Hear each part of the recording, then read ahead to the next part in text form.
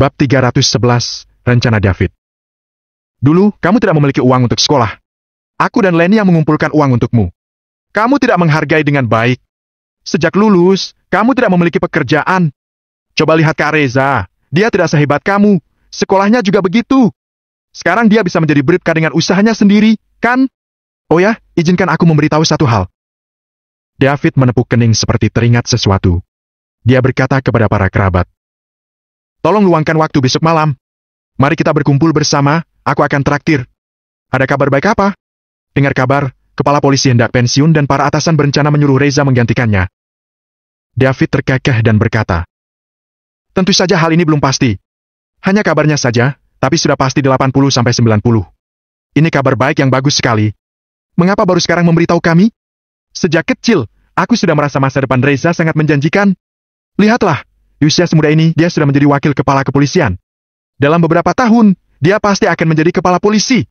Kita keluarga Tama benar-benar beruntung memiliki anak muda seperti Reza. Agam, usiamu tidak jauh beda dengan Kak Reza. Belajarlah darinya, jangan sampai kamu mempermalukan Kak Reza di masa depan." "Bibi, apa yang sedang kalian bicarakan?" Ramai sekali. Saat itu juga, Reza berjalan masuk. Dia tidak menyembunyikan ekspresi bangga di wajahnya.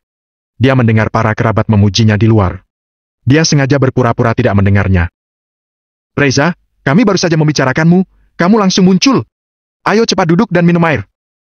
Bibi tertua dan keluarganya cepat-cepat menyambutnya. Sikap mereka terhadap Reza dan Agam bertolak belakang. Lenny berkata, "Nak, Agam sudah merantau selama 1-2 tahun, tapi sampai sekarang masih menganggur. Bantulah dia dan carikan pekerjaan untuknya."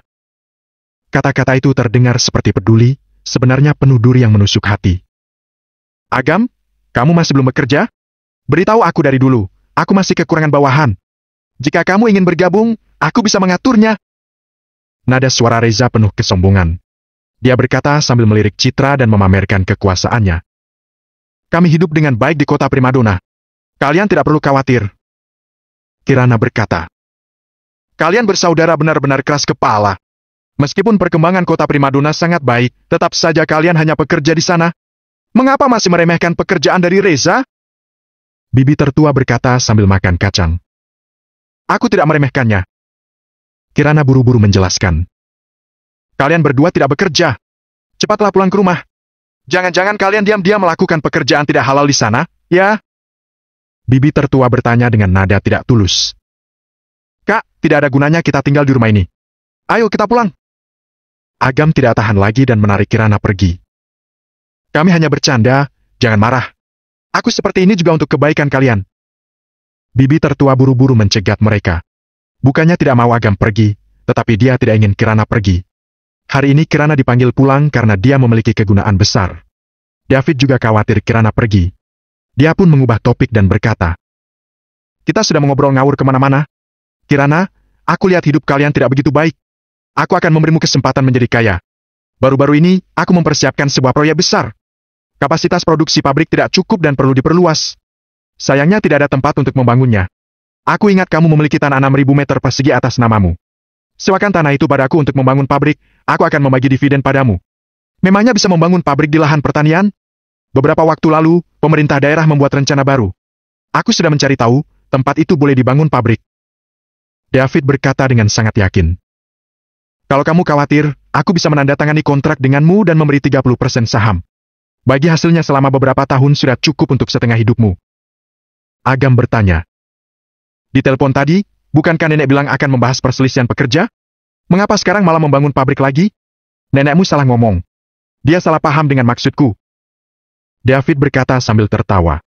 Kekuatan spiritual Agam kuat. Dari perubahan kecil di ekspresi David, Agam bisa menebak kebohongannya. "Kirana sudah pulang?" ucap nenek sembari berjalan keluar dengan tongkat. "Bu, aku menyuruh Kirana pulang untuk membagi dividen. Mengapa ibu malah bilang memanggilnya pulang untuk menyelesaikan masalah? Aku ini pamannya, juga terhitung ayah mereka. Bagaimana bisa aku merepotkan keponakan sendiri?" David tampak pasrah, seolah-olah sudah menghadapi banyak masalah. "Usiaku makin tua, ingatanku sudah buruk. Jarang-jarang kita sekeluarga berkumpul, ayo makan dulu sebelum membahasnya lagi." Nenek tersenyum ramah. Melihat Citra dan tahu dia pacar Agam, dia merasa sangat senang. Dia pun mengajak Citra mengobrol dengan sangat ramah. Menurutku, nenek lumayan baik. Bisik Citra kepada Agam yang duduk di sebelahnya. Dia memang berpura-pura baik di hadapan orang luar, kata Agam dengan suara datar. Saat itu juga, nenek mengeluarkan setumpuk uang dan berkata, "Nak, aku tidak menyiapkan apa-apa untuk menyambut kedatanganmu. Ambillah hadiah ini." Citra merasa tersanjung, kemudian berdiri dan berkata, "Aku menerima niat baik nenek, uangnya tidak perlu. Dasar anak ini, cepat terima saja," ujar nenek sambil memberikan uangnya paman. Citra langsung menjadi malu. "Nenek, simpan uangnya nenek sendiri saja." Agam hampir kehilangan kesabarannya. Kalau benar-benar ingin memberikan uang, seharusnya diberikan ke Citra. Mengapa malah memberikannya ke orang lain? Di dunia ini, hanya wanita tua ini yang bisa melakukan hal seperti ini. Anak ini terlalu segan. Jangan sungkan, anggap saja di rumah sendiri, ucap nenek kepada Citra dengan ramah. Ya. Citra mengangguk canggung. Agam sudah terbiasa akan hal ini. Dulu, ketika anak bibi yang lain pulang mengenalkan pacar, wanita tua itu akan memberi hadiah. Hanya Citra saja yang tidak diberi apa-apa. Bukan karena wanita tua itu tidak punya uang, melainkan karena dia tidak ingin memberikannya. Hidangan telah siap disajikan. Paman, bibi, dan keluarga lainnya dulu, ketika anak bibi yang lain pulang mengenalkan pacar, wanita tua itu akan memberi hadiah. Hanya Citra saja yang tidak diberi apa-apa. Bukan karena wanita tua itu tidak punya uang, melainkan karena dia tidak ingin memberikannya. Hidangan telah siap disajikan. Paman, bibi, dan keluarga lainnya duduk santai dan menunduk main ponsel. Tidak ada yang ikut membantu. Citra terpaksa mengikuti Kirana menyajikan hidangan. Menyuruh tamu menyajikan hidangan. Benar-benar kerabat yang baik hati.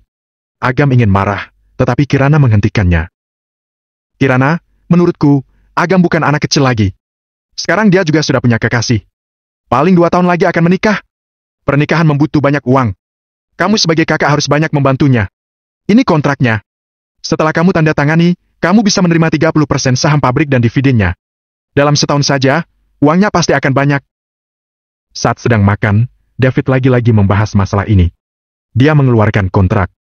Kirana bersiap menerima kontrak, tetapi Agam merebutnya. "Paman, bentuk perusahaanmu adalah PT, saham yang dibagikan juga termasuk tanggung jawab perusahaannya." Agam membolak-balik 2 halaman kontrak. "Kamu mengerti banyak juga. Belakangan ini, keuntungan pabriknya bagus. Aku berencana mempersiapkan IPO, saham 30% merupakan aset besar. Aku memberi sebanyak itu karena kita sekeluarga. Kalau orang lain, pasti tidak akan sebaik ini." David terkekeh. "PT memikul tanggung jawab, risikonya juga besar. Kalau terjadi apa-apa..." "Apa maksudmu? Kamu tidak percaya pamanmu?" ucap Leni dengan ekspresi kesal sembari melempar sendok. Nenek berkata, "Agam, pamanmu sudah seperti ayah bagimu. Dia ingin membantu kalian bersaudara hidup lebih baik. Benar, pamanmu berniat baik, jangan mengecewakannya." Para kerabat lainnya juga ikut menasihati. "Karena kita sekeluarga, tidak perlu membahas menyewanya. Kalian bisa menggunakan tanah kakak dengan gratis." Agam menyerahkan kontrak kembali. Ekspresi David sekeluarga berubah. Hal ini tidak masuk akal. Reza menjadi agak cemas. Dia ingin berdiri dan mengatakan sesuatu, tetapi ditahan David. Setelah makan, Agam membawa Citra ke kamarnya yang kecil. David sekeluarga pergi berjalan-jalan.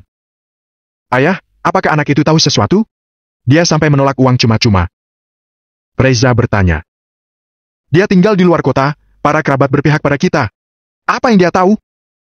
David berkata dengan nada berat. "Tenangkan dirimu, anak itu sukar dihadapi. Sejak kecil, dia sulit dibodohi. Terlalu banyak bicara hanya akan membangkitkan kecurigaannya. Biarkan dulu masalah ini. Jika ada kesempatan, suruh mereka tanda tangan."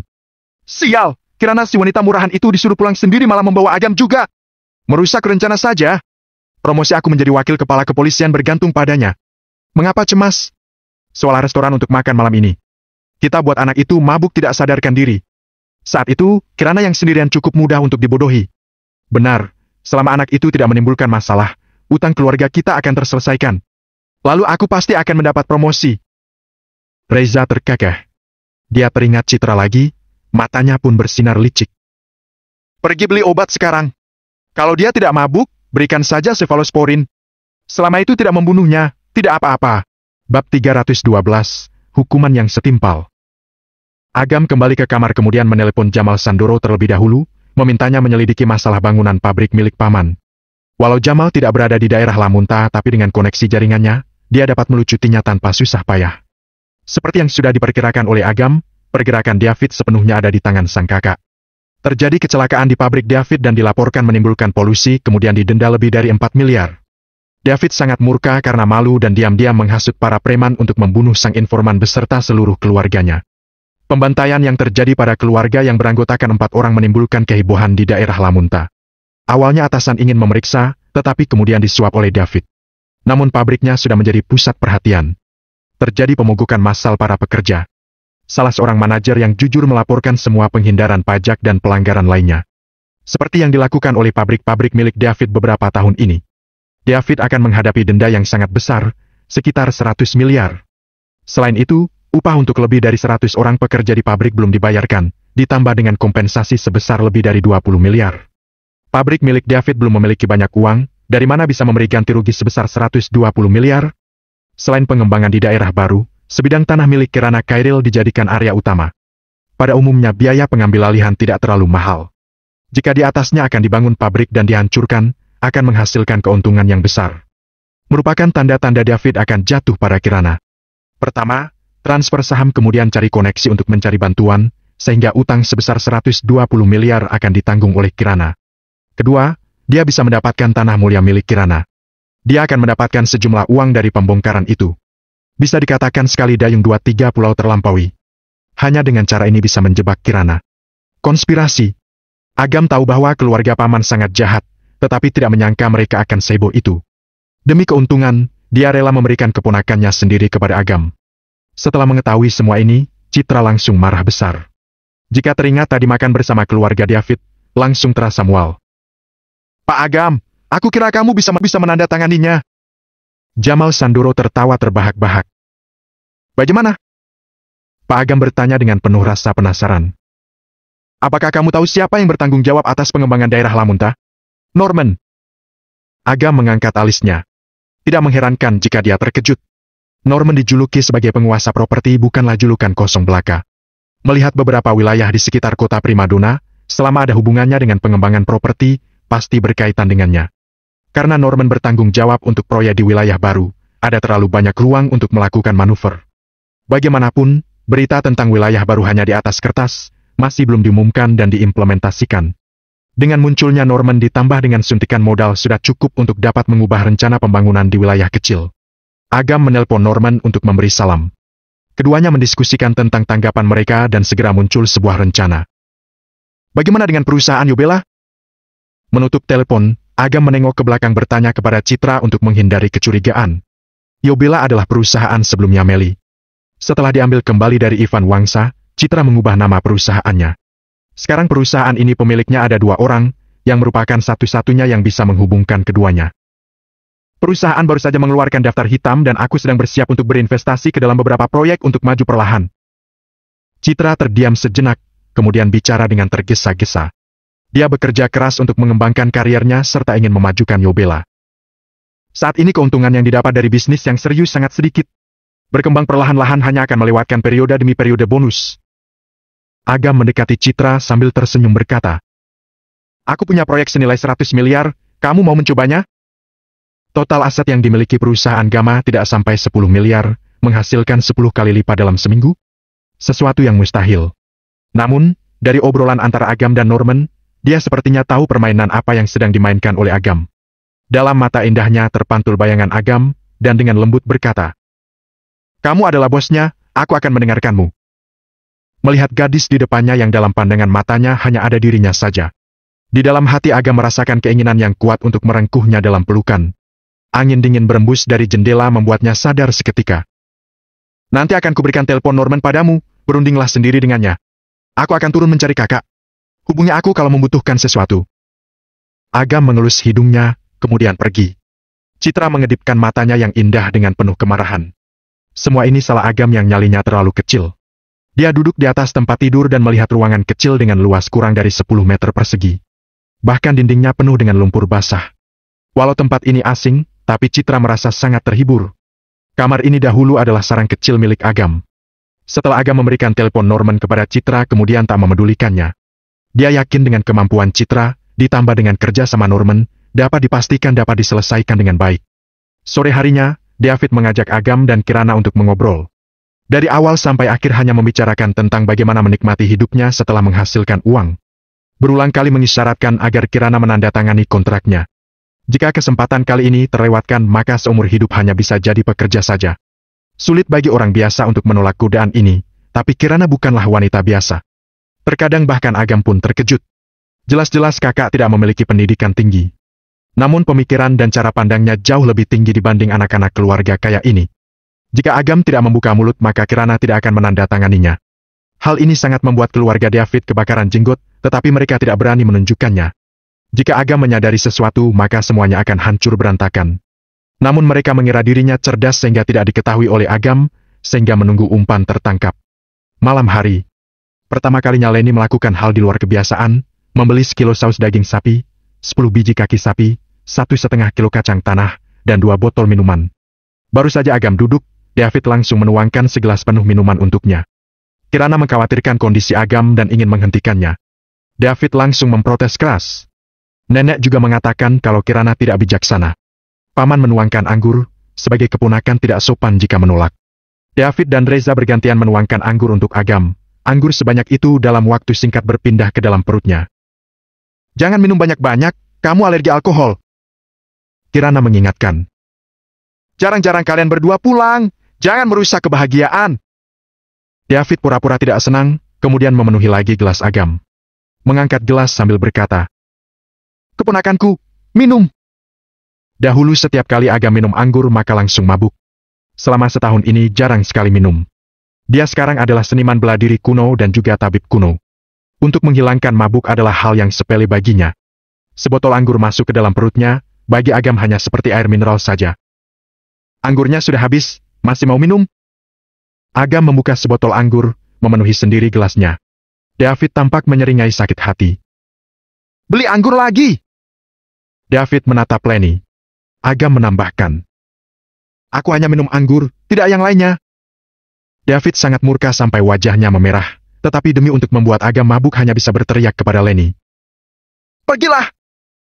Lenny dengan wajah marah pergi membeli 4 botol anggur lagi.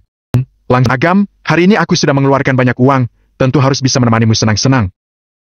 David mendentingkan gelas dengan Agam. Reza berkata, Ayahku bersulang untukmu, kamu juga harus meminumnya. Agam tidak omong kosong, langsung menenggak tandas minumannya. Meminum anggur berkualitas langsung tidak berguna. David dan Reza saling berpandangan dengan wajah penuh kepuasan merasa berhasil. Segelas penuh ini sekitar seliter, kita lihat apakah kamu masih tidak mabuk? Tadi diduga Agam menenggaknya dan berteriak dengan puas.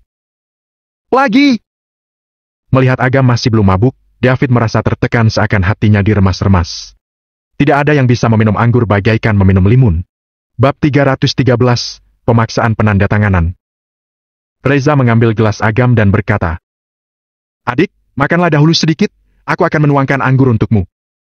Agam menerima gelas anggur dan langsung menenggaknya bahkan tanpa berkedip. Cephalosporin? Bagaimana bisa mengelabui Agam kalau ada sesuatu yang dimasukkan ke dalam anggur? Agam benar-benar kecewa. Anggur ditambah dengan cephalosporin sama dengan keluarga David meracuni diri sendiri. Ini akan berakhir dengan kematian. Agam tampak acuh tak acuh dan menenggak segelas anggur. Berpura-pura mabuk dan roboh di atas meja. David melirik kepada Reza memberi isyarat tahu sama tahu. Selama Agam tidak merusak urusan mereka, tidak peduli hidup matinya. Kirana, pada kesempatan yang bahagia hari ini, Paman ingin menyampaikan sesuatu. Setelah orang tuamu meninggal, kamu dan Agam selalu bersama walau hari-hari mengalami kesulitan. Waktu itu keluarga Paman juga sangat miskin. Tidak memiliki uang untuk membantu kalian, dalam hati Paman merasa sangat bersalah. David menggebrak meja kemudian menutupi wajahnya dan menangis. Lenny menepuk punggung David, menghela napas dan berkata, Setelah pamanmu mengetahui kamu sakit, dia merasa sangat tidak tenang sampai menjadi kurus. Sepanjang hari berkata merasa bersalah padamu, bersalah pada almarhum kakak. Beberapa waktu lalu periksa ke rumah sakit dan didapati dia menderita depresi berat. Aku tahu selama beberapa tahun ini kamu dan Agam sangat membenciku. Aku tidak menyalahkan kalian, akulah yang tidak becus merawat kalian, salahku. David menghapus air matanya, menghirup napas dalam-dalam dan berkata, Tapi kita semua keluarga Tama, bersaudara, bahkan sampai kiamat pun kita adalah keluarga. Tahun ini aku sudah berusia lebih dari 50 tahun.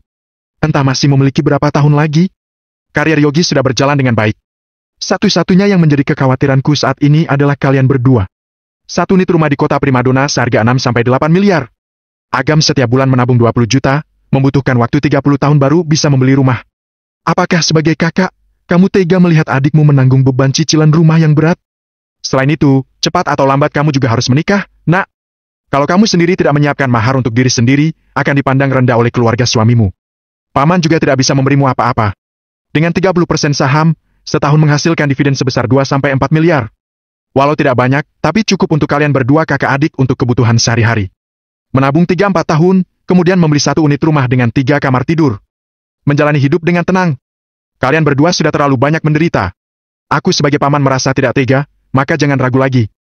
Tidak hanya demi kamu tapi juga demi adikmu. Cepatlah tanda tangani. Citra melihat sandiwara David dengan pandangan dingin. Jika dia tidak mengetahuinya, pasti akan menangis terharu.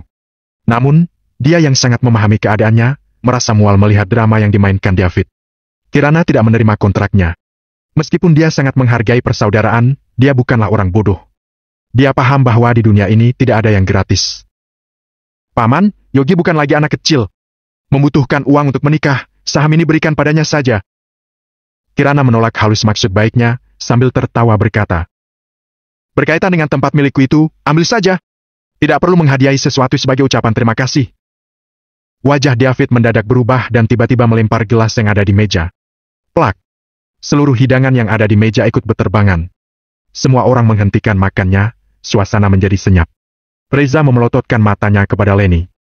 Leni sudah memahaminya dan segera meletakkan sendoknya. Kemudian mengatakan, Kirana, ada hal sebenarnya ingin kusimpan. Namun karena kamu menolak maksud baik pamanmu, maka aku terpaksa mengatakannya. Aku ingat 2 tahun lalu kamu meminjam uang kepada beberapa saudara. Jumlahnya lebih dari 1 miliar. Kamu rencana kapan dan bagaimana mengembalikannya? Bibi, aku memang meminjam uang kepada kalian untuk biaya kuliah Agam. Tapi jumlah totalnya hanya sebesar 40 juta, dan aku sudah melunasinya tahun lalu. Mengapa bisa tiba-tiba muncul sebesar 1 miliar? Kirana berkata dengan keheranan. Bukankah waktu itu sudah kuberitahukan? Saudara-saudara kita tidak punya uang. Uang yang dipinjamkan kepadamu itu pinjam dari rentenir.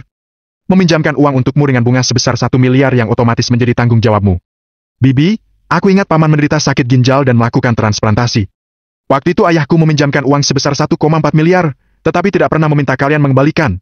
Paman, waktu itu kalian kekurangan uang sebesar 200 juta untuk membeli rumah.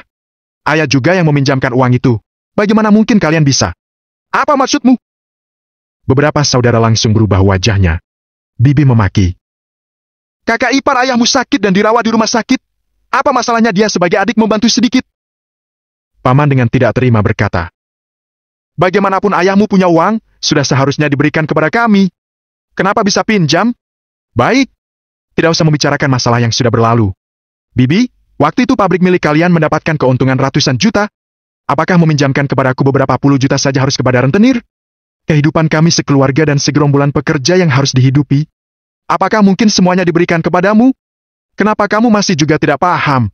Sudah meminjamkan uang kepadamu masih juga salah? Kirana, dahulu kamu anak yang pengertian, kenapa setelah bermasyarakat malah menjadi anak yang tidak tahu balas budi? Apa setelah melihat dunia luar lalu merendahkan kerabat-kerabatmu ini? Bibi berkata penuh sarkastik. Baiklah, jangan banyak bicara. Kita semua saudara, kenapa harus begini? David berdiri menjadi pembawa perdamaian. Dia memberikan kontrak kepada Kirana, sambil tersenyum berkata, Nak, tidak usah pedulikan 40 juta atau 1 miliar. Kenyataannya kamu kekurangan uang, kan? Tanda tangani saja kontraknya. Bukankah semua masalah itu terselesaikan? Melihat wajah menyebalkan semua kerabat itu membuat Kirana merasa sangat kecewa. Waktu itu orang tuaku membantu mereka dengan sepenuh tenaga. Tanpa diduga mereka sedemikian perhitungan, mendorong kakak adik ke jalan buntu. Aku ke kamar mandi sebentar. Kirana keluar sambil menahan air matanya menetes. Sesampainya di halaman, akhirnya Kirana tidak bisa menahan tangisnya. Dahulu sesulit apapun, bahkan sampai sakit parah pun dia tidak pernah menangis. Yang dilakukan kerabatnya saat ini membuat dia merasa sangat kecewa. Citra mengikutinya keluar, menepuk perlahan pundak Kirana. Matanya yang indah berkilauan di kegelapan malam. Dia menyingkirkan sisa rasa kasihan dan memutuskan bekerja sama dengan Norman. Memberikan pelajaran kepada para kerabatnya itu agar selalu diingat seumur hidup. Brak! Gerbang halaman depan ditendang sampai terbuka dan 3 orang berlarian masuk. Mereka semua berwajah garang, seperti mau menagih utang. "Keluarga Tama, keluarlah!" Pria botak itu menendang pintu N berteriak. Pria botak yang sama yang muncul siang hari. Si botak bukan hanya penjahat jalanan dan perampok mobil, tetapi juga penjahat lokal yang sangat terkenal. 5 tahun yang lalu berkelahi di jalanan, membunuh 2 orang dengan tongkat. Seharusnya dihukum mati, tetapi akhirnya diputuskan kesalahan yang dilakukan adalah kelalaian, dan hanya dihukum penjara selama 3 tahun. Orang ini memiliki latar belakang pembunuhan. Meskipun saat ini diperintah untuk membunuh, maka dia akan melakukannya tanpa berkedip. Keluarga Tama mendengar suara di luar langsung berhamburan keluar. Reza mengedipkan mata kepada si botak, dan si botak langsung memahaminya. Ternyata sebenarnya sama sekali tidak ada yang namanya rentenir, semuanya intrik keluarga Tama agar Kirana menandatangani kontrak. Si botak kali ini datang untuk menagih utang, yang juga menerima perintah Reza secara diam-diam. Tujuannya agar Kirana mau menandatangani. "Bukankah sudah kukatakan akan dikembalikan beberapa hari lagi? Kenapa datang sekarang?" Reza memasang badan menjadi orang baik. "Jangan omong kosong, kebutuhanku tidak bisa menunggu. Hari ini harus kembalikan 1 miliar itu," kata si botak penuh ancaman. "Apakah tidak bisa memberiku waktu beberapa hari lagi? Tidak punya uang untuk bayar utang, mau diperlonggar sampai sebulan juga tidak ada gunanya." Si botak memukul vas bunga yang ada di taman dengan sekali pukul dan berteriak. "Kalau hari ini tidak dibayar utangnya, jangan salahkan kalau aku sampai membantai orang. Kirana, aku meminjam uangnya untukmu. 1 miliar ini kamu yang membayarnya." Bibi langsung menuding Kirana. "Oh, kalian ini?" Si botak tersenyum dan berkata, "Tidak apa-apa kalau tidak punya uang untuk membayar utang. Bukankah kalian memiliki mobil Mercedes? Berikan saja padaku sebagai jaminan." "Tidak bisa, mobil itu bukan milikku." Kirana langsung membuka suara. Dia tidak ingin menyeret Citra ke dalam urusan keluarganya. "Tidak bisa. Kalau begitu kamu harus membayar utang." Si botak berkata dengan sengit. "Kamu juga penduduk daerah Lamunta, kalau kamu tidak membayar utang, hati-hati nyawa kalian sekeluarga. Selain itu, aku bisa berteriak ke segala penjuru agar reputasimu rusak dalam 1 hari. Bab 314, penawaran yang mahal. "Kirana, tidak masalah kalau kamu sendiri yang dimaki, tapi jangan seret kami semua kerabatmu," Bibi berkata dengan cemas sembari memukul pahanya. "Sudahlah botak, bukankah cuma uang? Aku bantu kakak sepupuku membayarnya." Saat itu Reza muncul membuat Kirana terikat dan mau tidak mau menandatanganinya. Si botak melemparkan surat utangnya kepada Reza kemudian menandatanganinya. Melemparkan kartu bank ke si botak sambil berkata, "Di dalamnya ada 1 miliar, ambillah dan pergi dari sini. Jangan mengganggu kakak sepupuku lagi." "Hehehe, Kak Reza benar-benar menyenangkan." Si botak menangkap kartu bank yang di dalamnya sudah pasti tidak ada sepeser pun uang. Semua ini hanya drama yang dimainkan untuk Kirana. Reza dan si botak sebelumnya sudah melatihnya dengan baik. Gerakannya sangat cepat. Ketika Kirana menyadarinya, Yogi sudah memberikan kartunya. "Agam, kamu tidak perlu membayarnya. Aku bisa mencari cara untuk mendapatkan uangnya. Kita semua sekeluarga, mengapa harus merasa sungkan? Dahulu kamu membantu kami, sekarang saatnya aku membantu kalian." Kata-katanya begitu menyentuh hingga membuat orang mengira Reza menyayangi keluarga. "Reza anak yang baik. David, kamu memiliki anak yang baik. Kirana, Reza berbaik hati membantumu membayar utang. Tapi kamu sebagai kakak tidak bisa membiarkan Reza mengeluarkan uang ini. Kalau sampai hal ini didengar orang luar akan menjadi bahan tertawaan seluruh kota. Tidak masalah bagi kalian kakak beradik, tapi kalian juga harus memikirkan orang tua kalian yang sudah meninggal. Kalau setiap hari dimaki orang-orang, bagaimana mereka bisa hidup tenang di alam sana?" Beberapa saudara bergantian memberikan nasihat kepada Kirana hingga menyindirnya. Dia boleh dimaki-maki, tetapi tidak orang tuanya. Jika masalahnya tidak diselesaikan, takutnya besok di mana-mana bisa terdengar orang-orang membicarakan tentang orang tua kita. "Nak, benar apa yang dikatakan bibimu? Kita tidak akan mengatakannya, bukan berarti orang lain tidak akan mengatakannya. Kamu harus menjaga nama baik untuk orang tuamu. Uang ini harus kau sendiri yang membayarnya." David mengatakan dengan penuh arti. "Paman tahu kamu tidak memiliki uang, kamu cukup menandatangani saja, maka kamu akan memiliki dividen saham dari perusahaanku. Yogi membantumu membayarkan 1 miliar artinya memberimu uang muka dividen untuk kuartal pertama. Dengan begini artinya uang yang dikeluarkan adalah milikmu sendiri. Yang artinya tidak akan ada orang menggosipkan." Kirana tahu dirinya terjebak oleh keluarganya sendiri hingga tidak ada jalan keluar. Demi untuk menjaga nama baik orang tuanya, dengan menahan air mata mengatakan, "Kutandatangani. Hai, ini baru keponakanku yang baik." David membawa kontrak yang sudah ditandatangani sambil tersenyum bahagia. Akhirnya masalah ini selesai juga. Sudahlah, masalahnya sudah selesai. Selanjutnya hanyalah kebahagiaan. Bibi dan semua kerabat merasa senang. David berjanji kepada mereka, jika masalah sudah selesai, mereka juga akan mendapatkan bagian dari pembongkaran. Setiap keluarga mendapatkan sekitar 200 juta, benar-benar rezeki nomplok. Utang sudah lunas. Masih ada hal yang harus diselesaikan. Intriknya sudah berhasil, si botak menjalankan rencana lain sesuai dengan isyarat mata dari Reza. Si botak sambil membawa tongkat berjalan ke hadapan Citra, sambil menyeringai berkata, "Cantik, Mercedes ini siang hari milikmu, kan? Kamu merusak jalananku, jadi kamu harus membayarnya." Citra bukanlah wanita lemah. Dengan mata indahnya yang dingin, dia berkata, "Kamu dengan jahat meletakkan paku di jalanan, membuatku mengalami kerugian sebesar 40 juta. Aku sudah mengadukan kepada polisi. Kalau kamu tidak segera menghilang dari hadapanku, aku tidak akan sungkan melaporkan kepada polisi." Si botak terdiam kaku. Citra berparas cantik dan berkelas. Sekilas tampak seperti wanita lemah yang belum memiliki banyak pengalaman hidup. Awalnya dikira mudah ditakut-takuti, tak diduga begitu keras, membuatnya merasa lemah. Akan sangat merugikan dirinya jika membesar-besarkan masalah ini, apalagi sampai mengungkap kasus-kasus pembunuhan yang dilakukan sebelumnya. "Aku setiap hari melewati jalan pulang ini dan sama sekali tidak ada paku."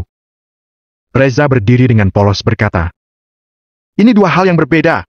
Sebagai kepala brigadir keamanan, aku bisa memutuskan. Si botak akan memberikan ganti rugi sebesar 40 juta, sebaliknya kamu juga harus membayar biaya perbaikan jalan." Citra tidak ingin berdebat dengan orang-orang ini, langsung bertanya dengan lugas, "Berapa?" Si botak tertawa dengan sinis, dengan serakah mengatakan, 200 juta, tidak kurang sepeser pun. Kuberikan padamu." Citra menelpon seseorang dan kurir dari bank terdekat mengantarkan satu koper uang tunai. Di dalamnya berisi tepat 1 miliar. Sebagai nasabah lama, Citra masih memiliki kekuasaan ini. Melihat skoper penuh uang tunai, situasi mendadak menjadi dingin. Sekali telepon membuat orang bank mengirimkan uang kontan sebesar 1 miliar. Orang kaya? Inilah konglomerat wanita. Wajah David dan Bibi sekeluarga seketika tampak buruk. Di mana mereka menganggap bahwa Agam harus bekerja seumur hidupnya, terlalu miskin hingga tidak bisa mempunyai istri. Meskipun bisa juga mungkin hanyalah seorang gadis desa. Ternyata, pacar yang dimilikinya tidak hanya berparas cantik tetapi sangat kaya raya. Kecemburuan membuat mata mereka memerah. "Ambil sendiri 200 juta lalu menyingkirlah." Citra berkata dengan nada dingin. 200 juta? 200 juta tidaklah cukup. Si botak tidak mengira akan semudah ini memeras hingga meningkatkan pemerasannya. "Biaya bahan 200 juta, ditambah biaya tenaga kerja, paling tidak membutuhkan 400 juta. Wajah Kirana langsung berubah dan berkata, "Tadi sepakat 200 juta, mengapa langsung berlipat ganda? Kubilang 400 juta ya 400 juta. Si botak berkata dengan wajah garang sembari memegang tongkat. Reza berkata, "Kakak sepupu, jangan pedulikan hal ini. Jangan sampai merugikan diri sendiri. Kamu adalah Bribka, ada yang melakukan pemerasan di depanmu. Apakah kamu akan diam saja?" Kirana bertanya dengan wajah tidak percaya. "Sudah sewajarnya jika utang harus dibayar. Si botak meminta 400 juta juga sebenarnya bukan jumlah yang banyak." Reza berkata tanpa malu. "Omong-omong, akhir-akhir ini biaya tenaga kerja dan biaya bahan meningkat. Setidaknya membutuhkan 800 juta. Ditambah dengan biaya kerusakan dan lain-lain, biaya totalnya 1 miliar.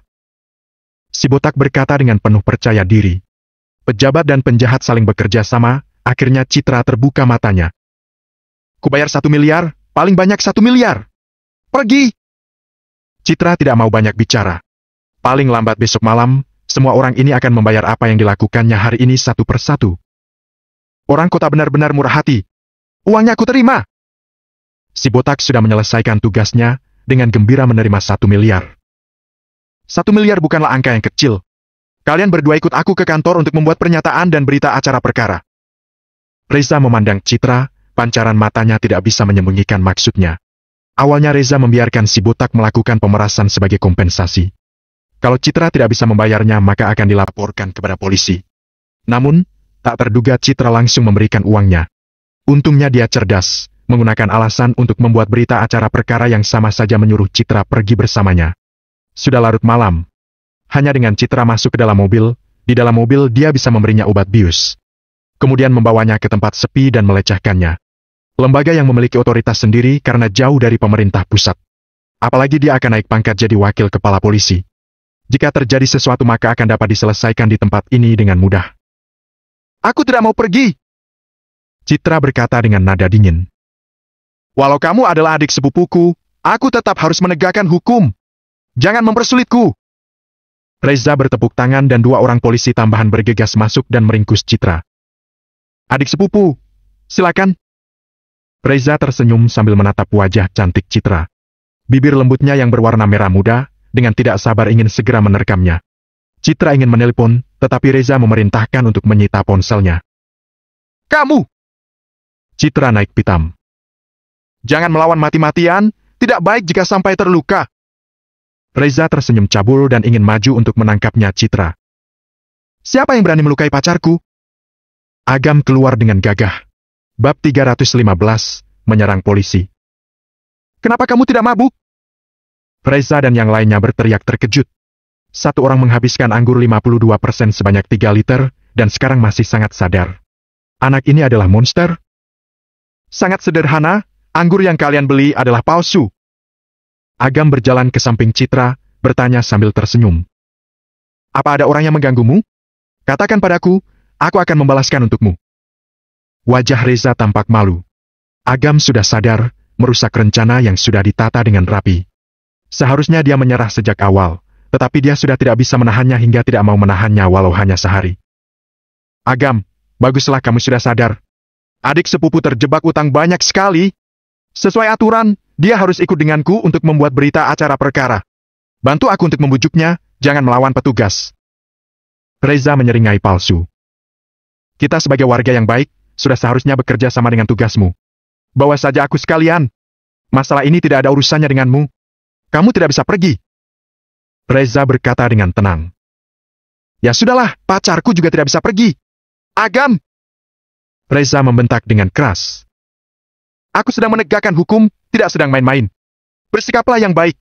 Kalau kau mengganggu aku melaksanakan tugas, jangan salahkan kalau aku tidak memandang persaudaraan kita. Aku sekali lagi memanggilmu kakak sepupu. Agam tersenyum dengan bahaya. Jangan terus-menerus semaunya sendiri atau kamu tidak akan bisa menanggung akibatnya. Awalnya Agam mengira kalau David hanya ingin mendapatkan uang saja.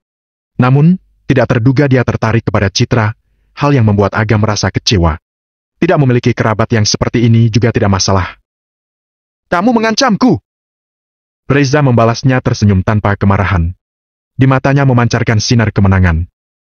Aku memperingatkanmu, aku adalah petugas resmi, kapten dari Brigadir Keamanan Resmi. Jika kamu berani mengancamku, aku berhak menahanmu setiap saat. Memangnya kenapa kalau aku mengancammu? Aku bahkan berani memukulmu.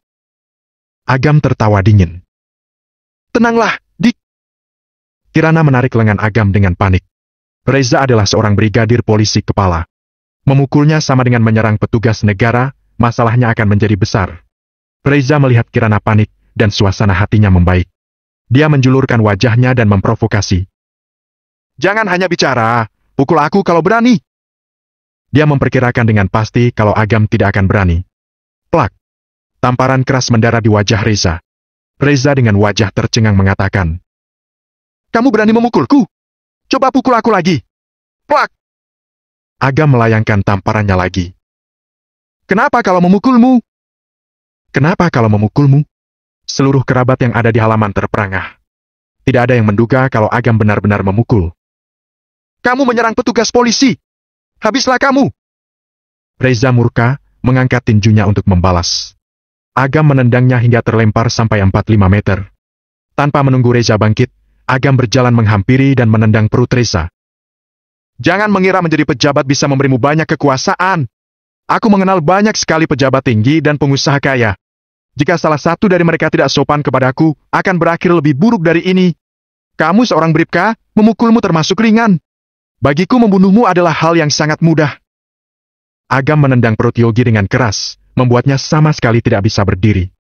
Kedua polisi tambahan itu tersadar dan bersiap untuk menarik Agam.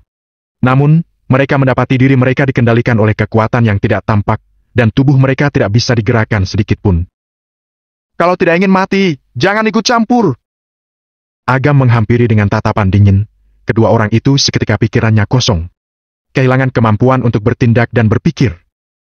Agam, cepat hentikan! Kalau terus kamu pukul bisa kehilangan nyawa. Bibi dan segerombolan kerabat terkejut melihat tatapan kejam Agam hingga tidak berani menghalanginya. Binatang buas! Anak jahat! Dia adalah kakak sepupumu! Cepat hentikan! Nenek melihat cucu kesayangannya dipukuli, dengan panik memukulkan tongkatnya ke tanah. Kamu juga tahu dia adalah kakak sepupuku? Kamu kapan melihat ada kakak sepupu memasukkan sefalosporin ke dalam anggur? Aku tidak masalah kamu menyayangi cucu pertamamu, tapi jangan memutarbalikkan fakta. Agam memandang dengan tajam sambil berkata. Kupikir kamu memang orang tua pikun. Aku adalah nenekmu. Kamu berani mengataku orang tua pikun. Apakah kamu tidak takut karma? Seluruh tubuh nenek gemetar penuh kemarahan. Jika Tuhan bisa melihat, seharusnya kalian yang menerima karma. Agam menjawab dengan tidak sopan. Peristiwa yang terjadi malam ini sudah melewati batas toleransi Agam. Dia sudah muak dengan para kerabat yang tidak tahu terima kasih dan suka marah-marah ini. Nenek marah sampai terengah-engah dan buru-buru dibantu duduk oleh Bibi. Nenek sudah tua, jangan membuatnya marah. Kirana tahu Agam demi untuk kebaikannya. Dia tidak bisa menahan diri untuk maju dan membujuknya.